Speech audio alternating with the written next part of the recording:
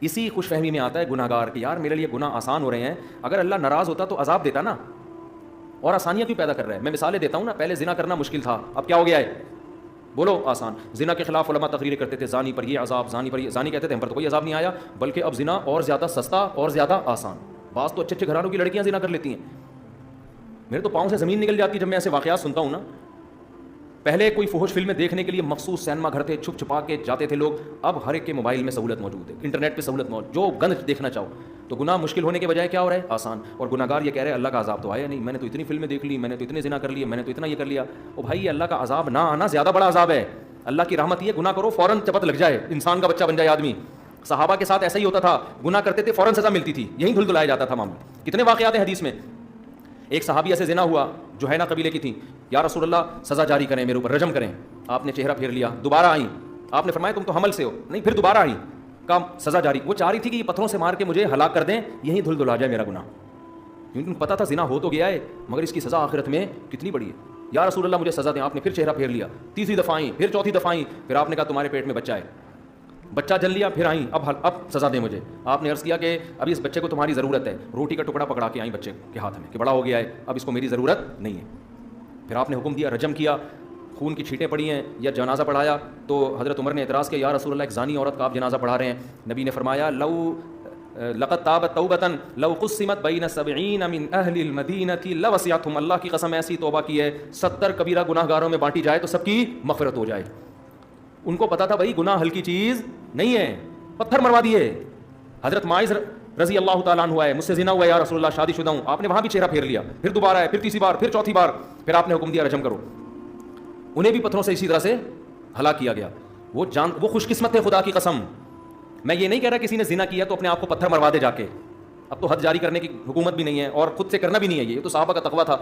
لیکن توبہ تو کرے نا اللہ سے گڑ گڑا کے، اللہ تیرا عذاب آنے سے پہلے مجھے دوبارہ موقع نہ دینا زنا کا، اور مجھے عذاب ٹال دے، میں توبہ کر چکا ہوں۔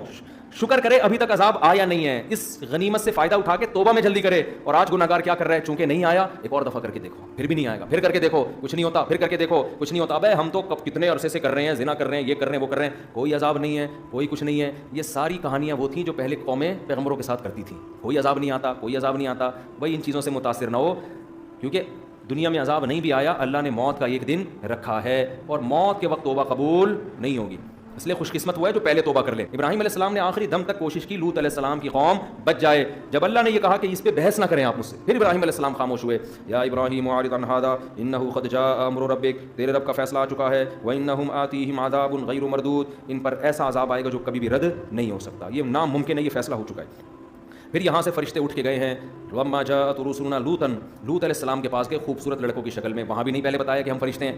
تو قرآن کہتا ہے لوط علیہ السلام ان کو دیکھتے ہی آپ کے چہرے پہ پریشانی کے آثار، سیء بہم، جیسے ناگواری آ جاتی ہے نا چہرے پر، یار یہ مہمان دیکھ کے تو لوگ خوش ہوتے ہیں نا، لیکن سسرال والے آ رہے ہوں اچانک، اوپر سے آدمی یوں کر کے مل رہا ہوتا ہے، اندر سے بولتا ہے یار ساس کو بھی آج ہی آنا تھا، ٹھیک ہے نا، اگر وہ مستقل آ کے بیٹھ جائیں تو یہ سب جگہ ایسا نہیں ہوتا، کہیں کہیں ایسا ہوتا ہے۔ تو سیء بہم، قرآن کہتا ہے چہرے پہ ناگواری، حالانکہ پیغمبروں کے ظرف بڑے۔ ابراہیم علیہ السلام تو اتنا خوش ہوئے تھے، مہمان آئے ہیں بھائی پہلے سے بچڑا لا کے رکھ دو، لوط علیہ السلام خوش نہیں ہوئے کیونکہ بے انتہا خوبصورت نوجوانوں کی شکل میں آئے۔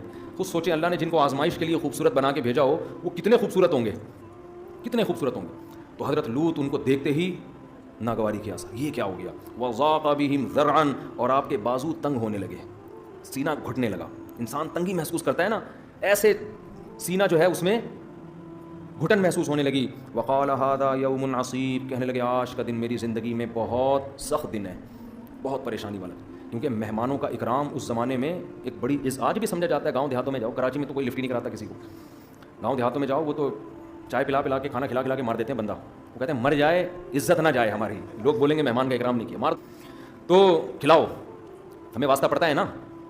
تو وہ تو اب مہمان کا اکرام تو ان کے ہاں بڑی عزت کی بات ہوتی تھی، ان کو یہ خوف تھا میری قوم اتنے خوبصورت نوجوانوں کو جب دیکھے گی تو یہ تو برائی کا ارادہ کریں گے، اس سے عزت کس کی جائے گی، میں کیا منہ دکھاؤں گا کہ بھئی میرے مہمانوں کے ساتھ کیا سلوک ہوا، اور پیغمبروں کی غیرت میں اور آپ سوچ نہیں سکتے۔ تو قرآن کہتا ہے کہ حضرت لوط علیہ السلام کے چہرے پہ شدید ناگواری کے آثار۔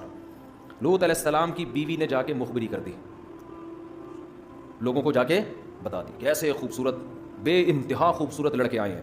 قرآن کہتا ہے وجاءہ قومہ یہرعون الیہ، قوم کے لوگ بھاگتے ہوئے ان کے گھر کی طرف آئے.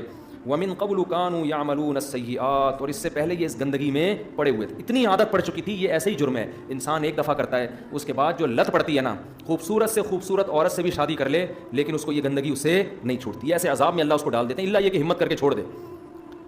تو جب وہ آئے ہیں تو لوط علیہ السلام نے کہا کہ یہ دن مجھ پر بہت سخت ہے، اور قوم سے منتیں کرنے لگے.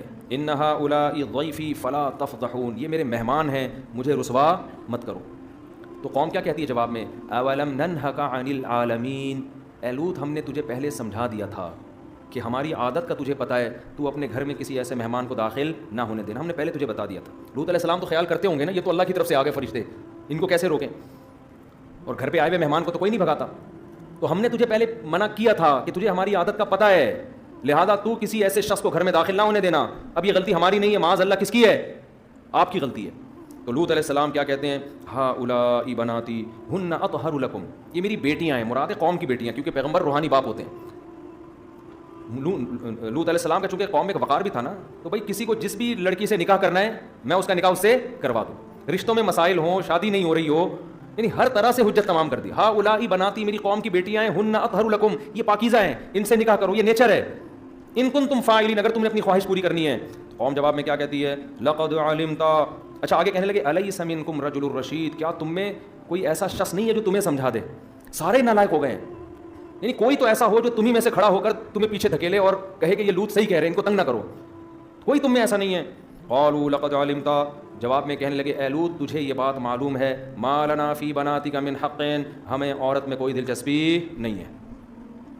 یہ اس گندگی کا عذاب ہے کہ عورت میں دلچسپی کیا ہو جاتی ہے؟ ختم. یہ سب سے پہلے دنیا کا عذاب ہے، اور یہ بیماری بڑھاپے میں نہیں چھوٹتی ہے، خوب سمجھ لو، یہ کبھی بھی نہیں چھوٹتی.